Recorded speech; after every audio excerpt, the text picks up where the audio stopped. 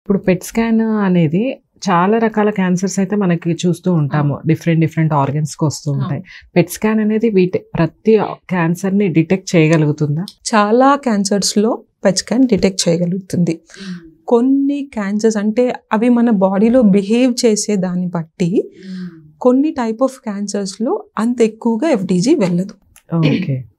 వాటికి మళ్ళీ సెపరేట్ ఇప్పుడు నేను చెప్పిన గ్లూకోజ్ కాకుండా మనం ఇప్పుడు మేజర్గా చేసేది ఎఫ్డీజీ గ్లూకోజ్ బేస్ చేసుకుని ఉన్న క్యాన్సర్స్ అన్నిటినీ కంపల్సరీ డిటెక్ట్ చేస్తుంది. కొన్ని టైప్ ఆఫ్ క్యాన్సర్స్ ఉంటాయి ఏవంటే అవి గ్లూకోజ్ యూస్ చేసుకోవు, గ్లూకోజ్ తక్కువగా వాడుకుంటూ ఉంటాయి అన్నమాట. సో అలాంటి క్యాన్సర్స్లో ఈ గ్లూకోజ్ కాకుండా వేరే రకమైన ఉంటాయి స్కాన్స్, వాటి మీద ఉండే రిసెప్టర్స్ బేస్ చేసుకునో అలాంటి వాటికి పిఎస్ఎం అంటే ఇప్పుడు ప్రాస్టేట్ క్యాన్సర్ ఉందనుకోండి, మేల్స్లో వస్తూ ఉంటుంది ప్రాస్టేట్ క్యాన్సర్ ఒక ఏజ్ తర్వాత. ఆ క్యాన్సర్లో ఏంటంటే అది చాలా స్లోగా గ్రో అవుతుంది. సో దానికంత గ్లూకోజ్ అవసరం ఉండదు. సో ఏంటంటే మనం ఇచ్చే గ్లూకోజ్ వెళ్ళదు, ఒక్కొక్కసారి దాంట్లో నెగిటివ్ రావచ్చు. సో వాటి కోసం అనేసి ఇప్పుడు సెపరేట్ కైండ్ ఆఫ్ స్కాన్స్ వచ్చాయి, అవి కూడా పెట్ సిటీతోనే చేస్తాము. బట్ ఇది గ్లూకోజ్ కాకుండా వేరే గ్యాలియం పిఎస్ఎంఏ అంటారు దాన్ని. సో ఆ ప్రాస్టేట్ మీద ఉండే రిసెప్టర్స్ని టార్గెట్ చేసుకుని వేరే రకమైన ఇంజెక్షన్ ఇస్తామన్నమాట వాళ్ళకి. సో అలాంటి వాటిని చేస్తూ ఉంటాం. మేజర్ క్యాన్సర్స్ అన్నిటిలోకి గ్లూకోజ్ వెళ్తుంది, ఎఫ్డీజీ వెళ్తుంది. వేరే వాటికి సెపరేట్ స్పెసిఫిక్ ఇప్పుడు ప్రాస్టేట్ కంటే పిఎస్ఎంఏ స్కాన్ ఉంటుంది, న్యూరోఎండోక్రైన్ ట్యూమర్స్ అని ఉంటాయి, వాటికి డోటా స్కాన్స్ అని ఉంటాయి. సో అలాగా మేజర్ క్యాన్సర్స్ అన్నిట్లో పెట్ స్కాన్ అయితే ఉపయోగపడుతుంది. పెట్ స్కాన్ రిజల్ట్ వచ్చినప్పుడు పాజిటివ్ అని ఉన్నప్పుడు ప్రతి పాజిటివ్ రిజల్ట్ వచ్చిన పెట్ స్కాన్ అన్నది క్యాన్సర్ ఉందనే చెప్తుందా ఖచ్చితంగా? అలా ఉండదండి. ఏదైనా ఫస్ట్ మనం క్యాన్సర్ ప్రూవ్ చేయాలంటే టిష్యూ తీసి దాన్ని సైటాలజీ కానీ పంపించి పెథాలజీలో కన్ఫర్మ్గా వస్తేనే 100%. కానీ పెట్ సిటీలో ఒకసారి పాజిటివ్ ఉందని అంటే మనం జాగ్రత్త పడాలి. దానికి బయోప్సీ చేయించడమా ఏంటి అనేది నెక్స్ట్ ప్లాన్లో చూసుకోవాలి. పెట్ సిటీలో కొన్ని వాటిల్లో నార్మల్ ఇన్ఫెక్షన్ ఉన్నప్పుడు కూడా వస్తూ ఉంటుంది, కాకపోతే దాన్ని యూజ్ సిటీ కూడా ఉంది కాబట్టి అందులోని ఫైండింగ్స్ యూజ్ చేసుకుని మేము చెప్పగలుగుతాం ఇది క్యాన్సర్లా ఉందా క్యాన్సర్లా లేదా అని. కొన్ని చోట్ల ఏంటంటే ఇప్పుడు హార్ట్లో కానీ లంగ్లో కానీ ప్యాంక్రియాస్ అలాంటి వాటిలో ఏంటంటే ఆ పీస్ తీసి టెస్ట్ చేయడం అనేది కొంచెం కష్టం అవుతుంది, ఎందుకంటే ఆ చోట్లకి నీడిల్ పెట్టడం అనేది చాలా కష్టం. సో అలాంటప్పుడు ఏంటంటే పెట్ సిటీని బేస్ చేసుకుని అది మోస్ట్ ప్రాబబుల్ క్యాన్సర్లా ఉందా లేదా అనేది చెప్పగలుగుతాం అనమాట. అది మేజర్గా డిటెక్ట్ చేయడానికి. అయితే ఇప్పుడు పెట్ సిటీ స్కాన్ మీరు చెప్పినప్పుడు ఒక పేషెంట్కి ఎంత టైం పట్టచ్చు, డ్యూరేషన్ అనేది ఎంత ఉంటుంది? నేను చెప్పినట్టు ముందు పేషెంట్ ఫాస్టింగ్లో రావాల్సి ఉంటుందండి. వచ్చినాక మేము ఈ ఎఫ్డీజీ ఇంజెక్షన్ అనేది ఇస్తాం. ఈ ఇంజెక్షన్ ఇచ్చినాక నేను మీకు ముందు చెప్పినట్టు అందులో ఉండే గ్లూకోజ్ ఏదైతే ఉందో మన బాడీలో ఉన్న క్యాన్సర్ సెల్స్ దగ్గరికి వెళ్ళి మొత్తం బాడీలో ఎక్కడ ఉన్నదో అక్కడికి వెళ్తుంది. సో ఈ బాడీలోకి వెళ్ళి బాడీ మొత్తంలో స్ప్రెడ్ అయ్యి క్యాన్సర్ సెల్స్కి వెళ్ళడానికి దానికి కొంచెం టైం పడుతుంది. సో ఇంజెక్షన్ ఇచ్చినాక ఒక 1 hour వెయిటింగ్ పీరియడ్ ఉంటుంది. ఒక రూమ్ ఇస్తారు, ఆ రూమ్లో వెయిట్ చేయాల్సి ఉంటుంది. ఎందుకంటే మనం ఇచ్చిన రేడియో యాక్టివిటీ ఏదైతుందో పేషెంట్ బాడీలోకి వెళ్ళి పేషెంట్ బాడీ నుంచి రేస్ వస్తాయి, రేడియేషన్ అనేది పేషెంట్ బాడీ నుంచి వస్తుంది. సో ఇప్పుడు సన్ నుంచి రేస్ ఎట్లా వస్తాయి మనకి అలా, సో ఇప్పుడు పేషెంట్ బాడీ రేడియో యాక్టివ్ ఉన్నట్టు వాటి నుండి రేస్ వస్తూ ఉంటాయి అన్నమాట. సో ఏంటంటే అది పేషెంట్కి ఉపయోగపడుతుంది, ఎందుకంటే మనం స్కాన్ చేయాలి కాబట్టి. బట్ ఆ రేడియేషన్ బయట మామూలు వాళ్ళకి అవసరం లేదు కాబట్టి పేషెంట్ని ఒక రూమ్లో ఐసోలేషన్లో ఉంచుతాము. అండ్ పేషెంట్ మాట్లాడకుండా కామ్గా వెయిట్ చేయాలి. ఏంటంటే మనం ఏదైనా గట్టిగా వాకింగ్ చేసి వాకింగ్ చేసి అట్లా చేస్తే ఏమవుతుందంటే ఏ మజిల్స్ అయితే ఎక్కువ పనిచేస్తున్నాయో ఎఫ్డీజీ అక్కడికి వెళ్ళిపోతుంది, గ్లూకోజ్ యూటిలైజ్ అవుతుంది అనమాట. ఎగ్జాక్ట్లీ. సో అందుకనేసి పేషెంట్ కామ్గా ఒక రూమ్ ఇస్తాము, దాంట్లో ఒక 1 hour వెయిటింగ్ పీరియడ్ ఆ బాడీలో డిఫ్యూజ్ అయ్యి మనకి ఆ క్యాన్సర్ సెల్స్లోకి అన్నీ వెళ్ళి ఉండడానికి 45 minutes to 1 hour waiting period అనేది ఉంటుంది. దాని తర్వాత స్కాన్కి తీసుకెళ్తాం. స్కాన్లో ఫస్ట్ సిటీ స్కాన్ చేస్తాం, దాని తర్వాత పెట్ స్కాన్ చేస్తాం. ఆ రెండు ఫ్యూజ్ చేసుకుని పెట్ సిటీ కలిపి వస్తుంది మాకు.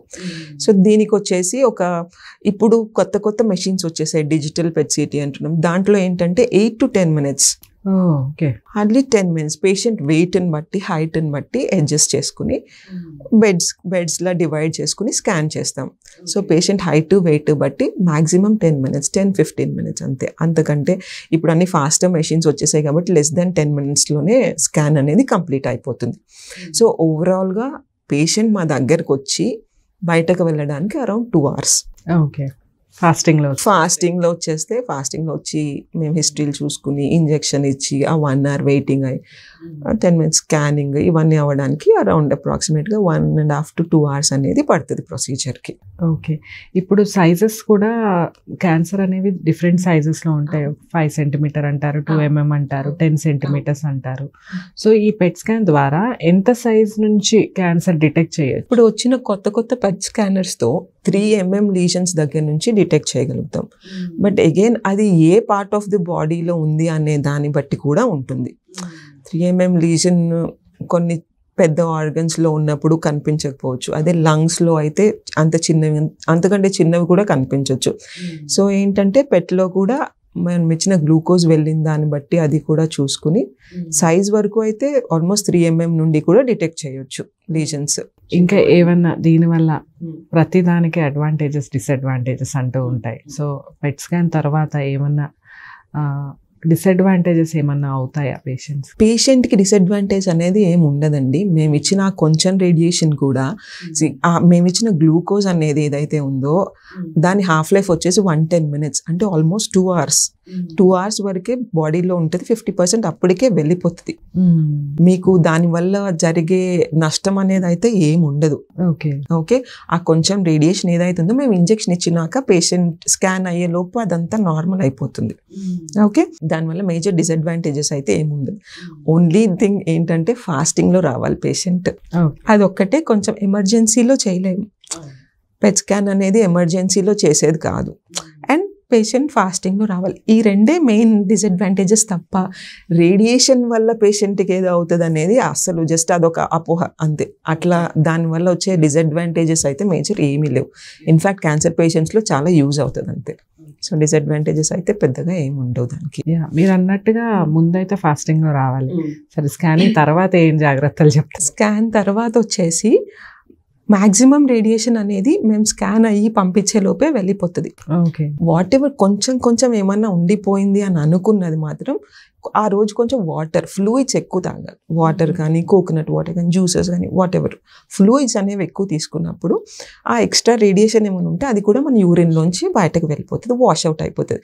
అసలు 24 hours తర్వాత మీకు అసలు రేడియేషన్ అనేది ఉండదు. సో రికవరీ అనేది ఏమన్నా ఉంటుంది? ఏం లేదండి, నార్మల్.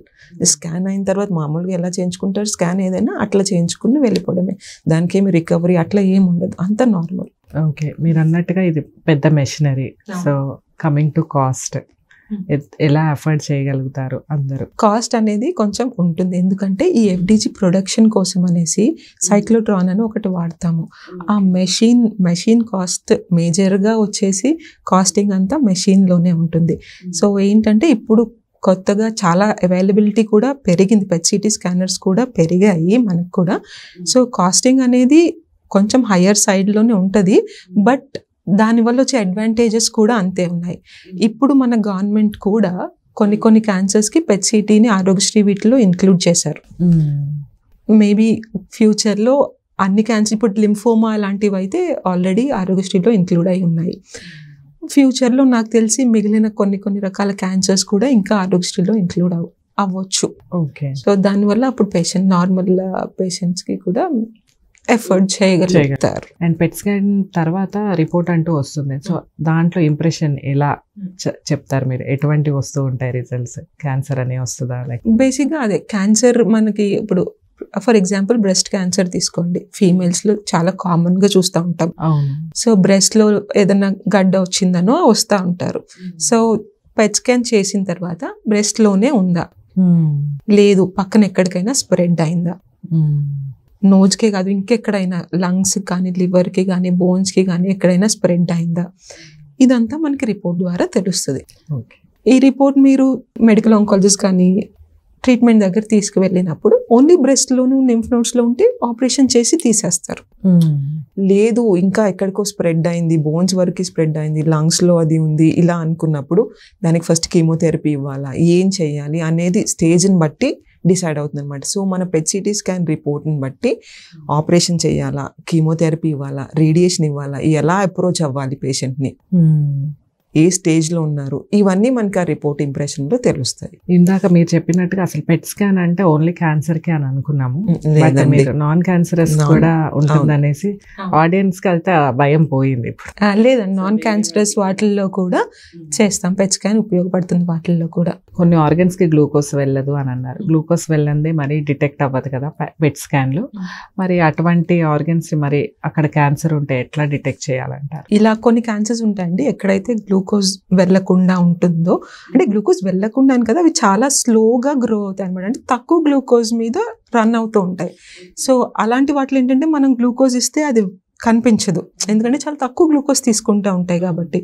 సో అలాంటప్పుడు ఏంటంటే వేరే కొన్ని గ్లూకోజ్ కాకుండా వీటికి వేరే కైండ్ ఆఫ్ స్కాన్స్, PET స్కాన్తోనే వేరే ట్రేసర్ యూస్, అంటే గ్లూకోజ్ కాకుండా ఇప్పుడు ప్రాస్టేట్ ఉందనుకోండి, ప్రాస్టేట్ మీద కొన్ని రిసెప్టర్స్ అనేవి ఉంటాయి, వాటిల్ని కనిపెట్టడానికి అనేసి ఒక రేడియో ట్రేసర్ పంపిస్తూ ఉంటాం. అట్లా దాన్ని ఏంటంటే గ్యాలియం PSMA అంటాం.